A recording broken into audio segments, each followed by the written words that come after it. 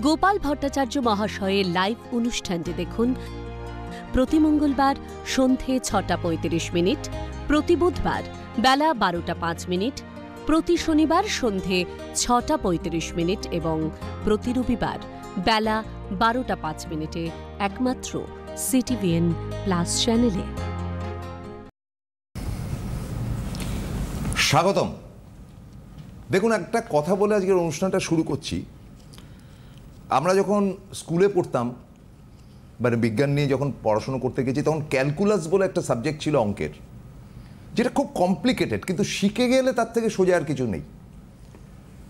কিন্তু এই ক্যালকুলাসটা শেখাটাই একটা দুষ্কর বলে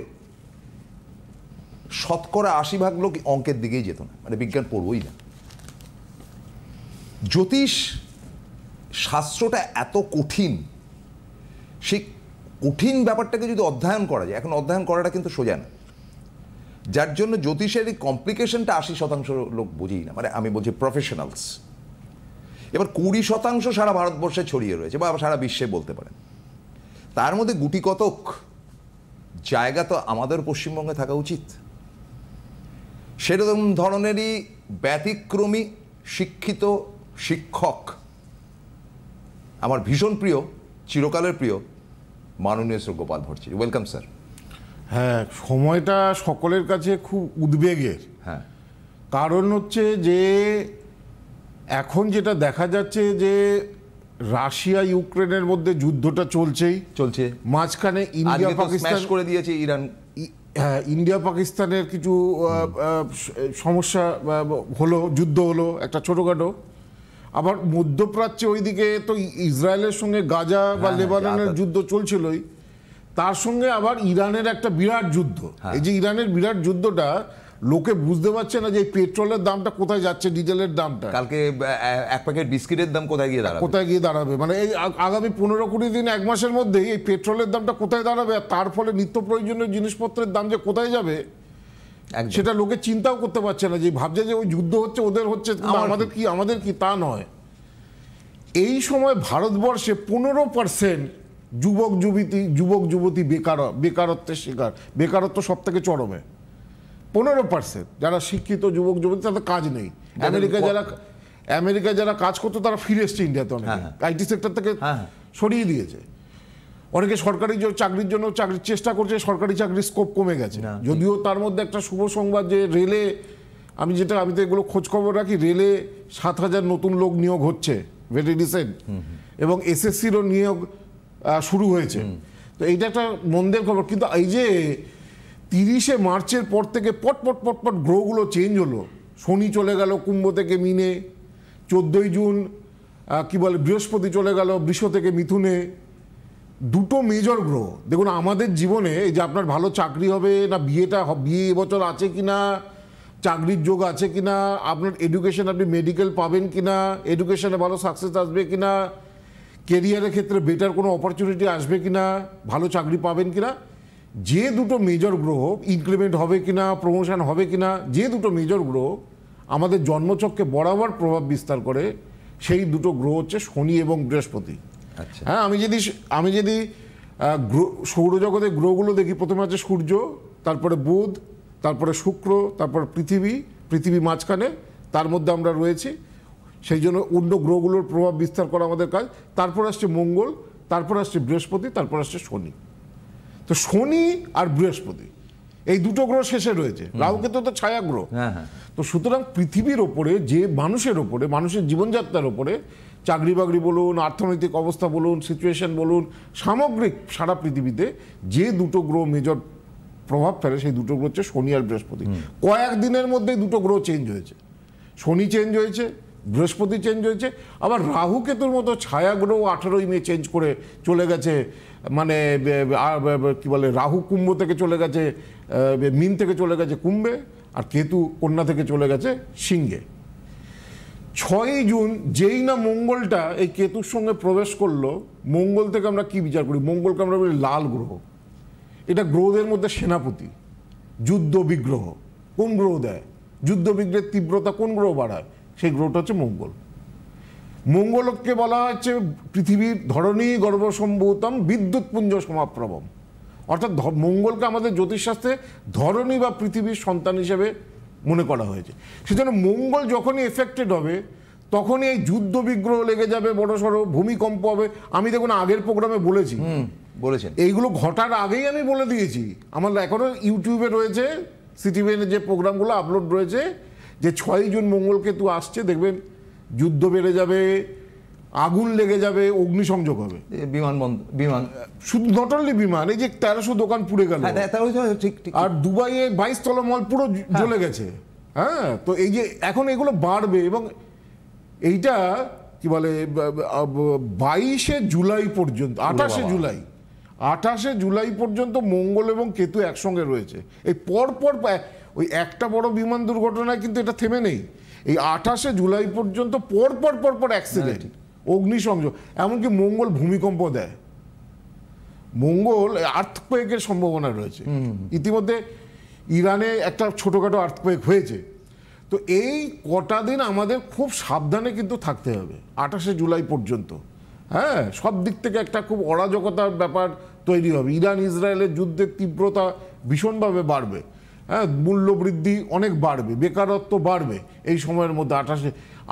এই যে অশান্তকর পরিস্থিতি এখন যে চলছে, এই পরিস্থিতিটা আপ টু 28শে জুলাই পর্যন্ত মারাত্মক পরিমাণে থাকবে। কেন 28শে জুলাই পর্যন্ত মঙ্গল এবং কেতু এই দুটো গ্রহ সিংহ রাশির ওপরে বসে থাকবে। কেতুকে বলা হয় সার্বিক অশুভ গ্রহ। এই গ্রহটার সঙ্গে যেহেতু মঙ্গলের সংযোগটা হয়েছে, তাই এই জিনিসগুলো কিন্তু ঘটনাগুলো ঘটছে। তো আমার আজকে আলোচনায় যে জোড়া গ্রহ মানে শনি আর বৃহস্পতি, এই যে জোড়া গ্রহ দুটো রাশি চেঞ্জ করলো, দুটোই কেমন অদ্ভুত ব্যাপার। 30শে মার্চের পর থেকে সব গ্রহগুলোই, এটা হয় না, মানে একটা বছরে সব গ্রহগুলো রাশি চেঞ্জ করছে, এটা হয় না।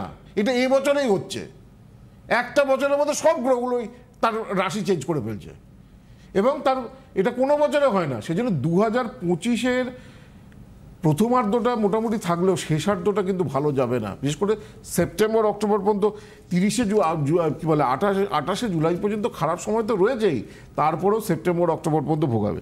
তো আজকে আমি যেটা বলবো, যে এই যে শনির যে গোচরটা পরিবর্তন হলো, বৃহস্পতির যে জোড়া গ্রহ আপনার রাশির ওপরে কি প্রভাব ফেলছে, আপনার কেমন যাবে, আপনাকে কোন দিকে সতর্ক থাকতে হবে, ইত্যাদি ইত্যাদি। দেখুন, শনি যেই মীন রাশিতে গোচর করলো, কুম্ভ রাশির শনির 7.5 শেষ পর্যায়ে শুরু হলো। কুম্ভ রাশির শনির 7.5 এখনো 2 বছর রয়েছে, 7.5 শেষ পর্যায়ে এবং প্রথম পর্যায়ে। অর্থাৎ প্রথম যখন 7.5 শুরু হয়, 7.5 তো 7.5 বছর চলে, আর ঢাইয়া চলে 2.5 বছর। ঢাইয়ার 2.5 বছরটাই যদি জন্মকুষ্ঠিতে শনি খারাপ থাকে খুব প্রবলেম দেবে। যেমন এখন যাদের বৃশ্চিক রাশি এবং ধনু রাশি মিলিয়ে নেবেন, তাদের সব কাজগুলো হলেও দেখবেন, এই সিংহ রাশি এবং যাদের ধনু রাশি তাদের এখন রাশির অষ্টমে শনি, যাদের সিংহ রাশি এবং যাদের ধনু রাশি তাদের মিলিয়ে নেবেন, এই সময় তো আপনাদের ডিফিকাল্টি অনেক বেশি ভুগতে হবে, শরীর স্বাস্থ্য নিয়ে অনেক বেশি সমস্যা হবে, কর্মক্ষেত্র নিয়ে সমস্যা হবে, আর্থিক দুশ্চিন্তা ভোগাবে, কাজগুলো ঠিক টাইম মতো হতে চাইবে না এই 2.5 বছর। ঠিক, হ্যাঁ। এবার কুম্ভের 7.5 আর 2 বছর রয়েছে, 2 বছর 3 মাস রয়েছে কুম্ভ রাশির 7.5। তো 7.5 লাস্ট ইয়ার খুব ভোগায়, ফার্স্ট ইয়ার খুব ভোগায়, আর যখন রাশির ওপর দিয়ে যখন শনি পাস করে, যেমন এখন যাদের মীন রাশি তাদের একদম রাশির ওপর দিয়ে শনিটা পাস করছে, এই সময় মীন রাশির খুব ভুগতে হবে সব কিছু সমস্যা নিয়ে। যতক্ষণ আপনি 7.5-কে ঠিক করবেন, আপনি দেখবেন বিয়ে করতে চাইছেন, বিয়ে হচ্ছে না, চাকরির জন্য অনবরত পরীক্ষা দিচ্ছেন, চাকরি হচ্ছে না, আর্থিক দিক থেকে আপনি ব্যবসা করতেন দেখতে ধীরে ধীরে আপনার ব্যবসার জায়গাটাকে নষ্ট করে দেবে, শরীর ভোগাবে মীন রাশির খুব বেশি, এই শনির ট্রানজিটের জন্য। আমি আসবো আলোচনা, মনে হয় ফোন নিয়ে নিচ্ছি। হ্যালো, নমস্কার। নমস্কার স্যার, আমি শিলচর থেকে বলছি। কোথা থেকে? শিলচর, আসাম থেকে বলছি। শিলচর, হ্যাঁ বলুন। হ্যাঁ, আমার মেয়ের সম্পর্কে। হ্যাঁ বলুন। Date of birth. মেয়ের নাম কি? মেয়ের অর্পিতা পাল। হ্যাঁ, ডেট অফ বার্থ 2 সেপ্টেম্বর 2005। কটার সময়? 7:35। 7:35 সন্ধ্যেবেলা কি না সকালবেলা? হ্যাঁ, সন্ধ্যাবেলা। আর জন্মস্থান কোথায়? শিলচর, আসামে। আচ্ছা, বেশ, শিলচরে জন্ম। তো যেটা মেয়ের যেটা জন্মকুষ্ঠি এখানে পাচ্ছি, মেয়ের রাশি লগ্ন এগুলো জানেন? না। রাশি লগ্ন, জন্মবার জানেন? জন্মবার শুক্রবার। হ্যাঁ, শুক্রবার। মীন লগ্ন সিংহ রাশি, মীন লগ্ন সিংহ রাশি, মঘা নক্ষত্র, রাক্ষসগণ। তো ওই যে বললাম, একটু আগেই বললাম, সিংহ রাশির দেখবেন শনির কি বলে ঢাইয়া চলছে, 2.5 বছর চলবে। আপনার মেয়ের ক্ষেত্রে কি প্রভাব পড়বে? মেয়ের তো মাত্র বয়স হচ্ছে 20 বছর, তাই তো? এখন যেটা হবে যে ও হয়তো কিছু করতে চাই, সেই এই 7.5টার প্রভাব কি, ঢাইয়াটার প্রভাব কি হবে সেটা বলছি। এই ঢাইয়াটা যেহেতু আপনার মেয়ের সিংহ রাশি, 20 বছর বয়স, দেখা যাবে ও যেটা করতে চাইবে সেটাতে বাধা আসবে। অন্য কোনো পড়াশোনাটা বাড়াতে চাইছে, দেখবে সেটাও হতে চাইবে না। ও পড়াশোনা এডুকেশন বাড়াতে চাইলেও হবে না, এখন হবে না, বাধা পড়ে যাবে। কি বলছি বুঝতে পেরেছেন? এমনি তো পড়াশোনা ভালো রয়েছে, কিন্তু 2.5 বছরটা ট্রাভেলের রয়েছে। কি কমার্স নিয়ে পড়েছে? হ্যাঁ কমার্স কমার্স নিয়ে পড়েছে। তো কি জানতে চাইছে? ও চাকরি, মানে সরকারি চাকরি। ওই বললাম 2.5 বছর হতে চাইবে না। শনির ঢাইয়াকে না ঠিক করলে, শনির ঢাইয়াকে প্রতিকার করলে তবে এগিয়ে আসবে। নাহলে শনির ঢাইয়া যতদিন চলবে, সরকারি চাকরি কেন, পড়াশোনা তো যদি কিছু করতে চায়, হায়ার এডুকেশন করতে চায়, কিচ্ছু হতে চাইবে না। আর 2.5 বছর চুপচাপ বসে থাকতে হবে। কেলেঙ্কারি কাণ্ড। শনি এটাই এফেক্ট। শনি जब देता है तो छप्पर फाड़ के देता है। ঠিক। শনি যদি আপনার জন্মকুষ্ঠিতে ভালো থাকে, তাহলে 7.5 ঢাইয়াতেই আপনাকে রাজা করবে। আর শনি যদি খারাপ থাকে, জন্মকুষ্ঠিতে সামান্য দুর্বল হয়, শত্রু গ্রহ ঘরে চলে যায়, তাহলে এই শনির 7.5 ঢাইয়াতে মানুষকে সর্বশান্ত করতে পারে সব দিক থেকে। শনির 7.5 ঢাইয়া এত ডেঞ্জারাস, এত বিপদ শনির 7.5 ঢাইয়া। এই যে বলছিলাম, কুম্ভ রাশির 7.5 শেষ পর্যায়ে চলছে, মিনের একদম মিডল স্টেজ। মেষ রাশির 7.5 সবে শুরু হয়েছে। 7.5 বছরের 7.5 মেষ রাশি জাস্ট 3 মাসের মতো অতিক্রান্ত হয়েছে। তাহলে শনির জন্য যে 3টে রাশি, শনির এই গোচরের জন্য যে 3টে রাশি মেনলি এফেক্টেড হচ্ছে, সেটা হচ্ছে কুম্ভ, মীন এবং মেষ। আর তার সঙ্গে যে 2টো রাশি এফেক্টেড হচ্ছে, সিংহ এবং ধনু। বাকি রাশিগুলোর ওপরে শনির অ্যাজ সাচ নেগেটিভ প্রভাব নেই, যদি না আপনার মানে যেটা মনে করুন বৃষ রাশি ক্লিয়ার, শনির কোনো নেগেটিভ কিছু করবে না। মিথুনেরও ক্লিয়ার, কর্কটেরও ঢাইয়া ছেড়ে গেছে। এই মার্চ মাসে কর্কটের ঢাইয়া শেষ হয়ে গেছে। কর্কট রাশিও এই সময় ভালো কিছু আশা করতে পারে। সিংহের তো বললাম ঢাইয়া শুরুই হয়েছে জাস্ট। কন্যার এখন ক্লিয়ার, কন্যা রাশির 11 বৃহস্পতি বসে রয়েছে, ভালো ফল দেবে। কন্যা রাশির চাকরি বাকরি, উন্নতি, প্রমোশন, হ্যাঁ এই সময়ের মধ্যে বিয়ের ব্যাপারে ভালো শুভ যোগাযোগ, এগুলো সব কিছুই আসতে পারে। পড়াশোনার ক্ষেত্রে নতুন ধরনের পড়াশোনা করতে পারেন। তুলার ক্ষেত্রটাও ক্লিয়ার রয়েছে, বৃশ্চিকের ক্ষেত্রেও ক্লিয়ার রয়েছে, ধনুর ক্ষেত্র ক্লিয়ার নেই। ধনুরাশিরা ভুগবে এই সময়, ধনু 7.5 চলছে। মকরের জাস্ট এতদিন খুব খারাপ চলছিল, জাস্ট মকরের একটু বেটারমেন্ট, তবু ভালো, মানে আপনার মুখ থেকে বেরিয়েছে। হ্যাঁ, কিন্তু কুম্ভ, মীন, মেষ এগুলো ভুগবে। তো আমি আসবো আলোচনা যে আমি ছোট ছোট করে বলবো। হ্যালো হ্যালো, নমস্কার। হ্যাঁ নমস্কার দাদা। হ্যাঁ বলুন। আমি আমার ছেলে সম্বন্ধে জানতে চাই। কোথেকে কথা বলছেন, কে বলছেন? বাঁকুড়া থেকে বলছি। আচ্ছা, বাঁকুড়া থেকে বলছেন। ছেলের নাম কি? সুমন দে। সুমন দে। হ্যাঁ। আচ্ছা, ওর ডেট অফ বার্থটা বলবেন। 1/5/2003। 1/5 না 1 ফার্স্ট 1/5/2003। 1 first May. মেয়ের দিন, মে দিবসের দিন জন্মেছে। 1 মে 2003। সময় রাত্রি 9:30। রাত্রি 9:30। কোথায় জন্মস্থান? বিষ্ণুপুর। বিষ্ণুপুর বাঁকুড়া? বিষ্ণুপুর বাঁকুড়া। হ্যাঁ। আপনি বাঁকুড়া থেকে বলছেন? হ্যাঁ হ্যাঁ বাঁকুড়া থেকে বলছি। আচ্ছা, বাঁকুড়া থেকে বলছেন। যাই হোক, আমি দেখে নিই বাঁকুড়া কি দেখাচ্ছে। জন্মবার যেটা দেখাচ্ছে বৃহস্পতিবার, ধনু লগ্ন, মেষ রাশি, ভরণী নক্ষত্র, নরগণে জন্ম। ঠিক আছে? আর এইটা হচ্ছে হরোস্কোপ, জন্মছক। দেখুন, আমি আগেই বলতে না বলতেই সেই 7.5 এরাও মেষ রাশি। হ্যাঁ হ্যাঁ হ্যাঁ হ্যাঁ, মেষ রাশি তো 7.5 শুরু হয়েছে। ঠিক আছে? মেষ রাশি 7.5 শুরু হয়েছে, 7.5 বছর খুব ভোগাবে। লগ্নে কোনো গ্রহ নেই। এখন বয়স কত হচ্ছে? বয়স 23। হ্যাঁ, চতুর্থে শুক্র। সায়েন্স নিয়ে পড়েছে? হ্যাঁ সায়েন্স নিয়ে পড়েছি। হ্যাঁ, এখন ওই বিটেক করছি। হ্যাঁ। তো কি জানতে চাইছেন?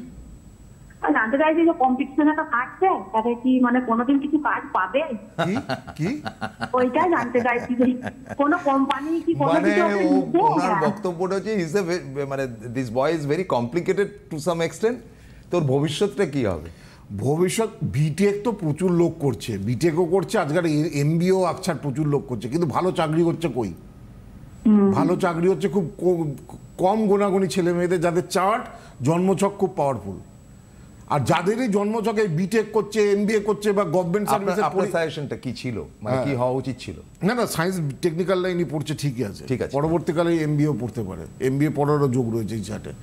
তো মেন ব্যাপার হচ্ছে 7.5 বা এই জিনিসগুলো যখনই চলে আসে না, তখনই তাদেরকে দেখা যায় মনের মতো চাকরি হচ্ছে না। তো চাকরি হলো, এখন একটা ছেলে ভালো জায়গা থেকে বিটেক করে, হ্যাঁ, তার মাইনে হচ্ছে 20,000 টাকা। কেন হচ্ছে এইটাই ঘটনা? হ্যাঁ, ঠিকই। 20,000 টাকা বেশি মাইনে চাকরি পাচ্ছে না। ইঞ্জিনিয়ার হয়ে গেলে আমি দেবো কেন? হ্যাঁ, না, 7.5 ঢাইয়ার এফেক্ট সেই সর্বনাশ। এবং এই 7.5 বছর এই যতই বিটেক করুক, ভালো চাকরি, মনের মতো চাকরি পেতে পারবে না। কারণ এর যদি এর যেহেতু শনি যেহেতু সপ্তমে রয়েছে, সপ্তমে শনি শুভ, সপ্তমে শনিকে বলা অন্ধ শনি। এই শনির চোখ নেই, কানা শনি, খোঁড়ার বচনেই আছে শনি সপ্তম গড়ে অবশ্য তারে খোঁড়া করে। সপ্তমে শনি থাকলে সেই শনিকে আমরা বলি অন্ধ শনি। সেই শনি জানে না ভালো ফল দিতে হবে না মন্দ ফল দিতে হবে, সে তো অন্ধ, সে দেখতে পায় না। তো সপ্তমে শনি থেকে অন্ধ শনি তার 7.5 চলছে। তার 7.5 বছর কি হবে? বিটেক করলেও দেখা যাবে মনের মতো কোম্পানি, ভালো চাকরি। মা বলছি তো যে এডুকেশনের ব্যাপারে 7.5 ঢাইয়া চললে এটাকে দাদা আপনাদের ঠিক করে, মানে দাদা বলছি, মানে সকলকেই বলছি, এটাকে ঠিক করতে হবে। শনি যদি ভালো জায়গা থাকে কোনো চিন্তা নেই, আপনাকে 7.5 কোনো প্রতিকার উপচার করতে হবে না, এই 7.5 ঢাইয়াতেই আপনি ভালো হবেন। কিন্তু জন্মকুষ্ঠিতে শনি যদি খারাপ বেরোয়, 7.5 ঢাইয়াতে যত রকম মৃত্যু, অ্যাক্সিডেন্ট, দুর্ঘটনা, গুরুজনহানি, চাকরি চলে যাওয়া, আর্থিক দুশ্চিন্তা, দারিদ্রতা, সবই এই 7.5 ঢাইয়ার জন্যই হয়। সবই 7.5 ঢাইয়াতে দেয়। অনেক নিয়ম পালন করতে হয়, শনিবার পালন করতে হয়, সূর্যাস্তের পরে 28 মিনিট খেতে নেই কোনো কিছু, কারোর থেকে চামড়ার জিনিস গিফট নিতে নেই শনি 7.5 ঢাইয়া চললে। শনিবার দিনকে নিজের মুখের ছায়া কাঁসার বাটিতে দেখে শনি মন্দিরে দান করতে হয়। হ্যাঁ, শনিবারটাকে খুব নিয়মনিষ্ঠভাবে পালন করতে হয় শনি 7.5 চললে। যাকে গিফট দেবেন তাকে লাইটের, শনি তো অন্ধকার, ডার্ক প্ল্যানেট, যাকে কোনো কিছু যদি বিয়ে বাড়িতে গিফট দেন বা কাউকে গিফট দেন, কোনো টেবিল ল্যাম্প গিফট দিন, লাইট গিফট দিন, শনির নেগেটিভিটি কাটবে। আলোর পথে পুরনো জুতো, ছেঁড়া জুতো বাড়িতে যাদের 7.5 ঢাইয়া চলছে তারা রাখবেন না। চামড়া, পুরনো চামড়া, ছেঁড়া চামড়া, এগুলোর ওপর শনির নেগেটিভিটি কাজ করে। এই জিনিসগুলো মাথায় রাখতে হবে এবং তার সঙ্গে যথাযথ করতে হবে, উপায়গুলো করতে হবে। আর এই যে বৃহস্পতি, আমি তো শনিকে নিয়ে বললাম যে এই 5টা রাশি মেনলি এফেক্টেড হবে এখন। বৃহস্পতি যে গোচর করলো, কোন কোন রাশির সব থেকে ভালো? বৃষের দ্বিতীয় খুব ভালো, দ্বিতীয় হচ্ছে অর্থের জায়গা। এই সময় বৃষ রাশির জাতক বা জাতিকাদের ভালো চাকরি পাওয়া, ভালো উন্নতি হওয়া, ভালো প্রমোশন হওয়া, যদি জন্মচকে বাজে জন্মদশার দোষ না থাকে, ভালো সরকারি চাকরি পাওয়া, এইগুলো বৃষ রাশির জাতক বা জাতিকারা এই সময় পেতে পারবে। এদের পজিটিভিটি দ্বিতীয় বৃহস্পতি। শনিও নেগেটিভ কিছু করছে না। মিথুনের ক্ষেত্রে রাশির ওপরে বৃহস্পতি, এতদিন মিথুনের একটু টালমাটাল অবস্থা চলছিল। রাশির ওপর বৃহস্পতি স্টেবিলিটি দেয়, হ্যাঁ, পার্মানেন্সি দেয়। হয়তো আপনি ক্যাজুয়াল কন্ট্রাক্টে কোনো চাকরি করছিলেন বা কিছু করছিলেন, যদি আপনার জন্মকুষ্ঠিতে বাজে দশা না থাকে, এই সময় আপনি দেখা যাবে সেটাকে পার্মানেন্ট হয়ে যাবে। আপনি পিএইচডি করছেন কিন্তু নেট স্লেট পাননি, নেট স্লেট না পেলে তো পিএইচডি ফেলোশিপের দাম নেই, হবে না। এই সময় যদি মিথুন রাশির জাতক বা জাতিকারা যদি নেট স্লেটের যদি পরীক্ষাগুলো দেয়, উচ্চশিক্ষার পরীক্ষাগুলো, সেখানে তাদের কাজটা হবে, যেহেতু বৃহস্পতি ভালো গোচরটা পাচ্ছে। একদম। কর্কটের ক্ষেত্রে বাজে। কর্কটের এমনি সবে ঢাইয়া কাটলো, কিন্তু কর্কটের বৃহস্পতিটা দ্বাদশে মানে ব্যয় স্থানে রয়েছে। হ্যাঁ, কর্কট, সেই জন্য কর্কট রাশির আরও 1 বছর সময়টা কি বলে টালমাটালের মধ্যে যাবে, তারপরে একটু ঠিক হবে।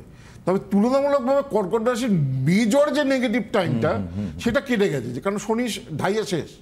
সিংহের তো আমি বললাম, কন্যার আমি বলেছি। সিংহের একটু ভালো কথা বলুন না। সিংহের ভালো কথা এখন বলা যাচ্ছে না।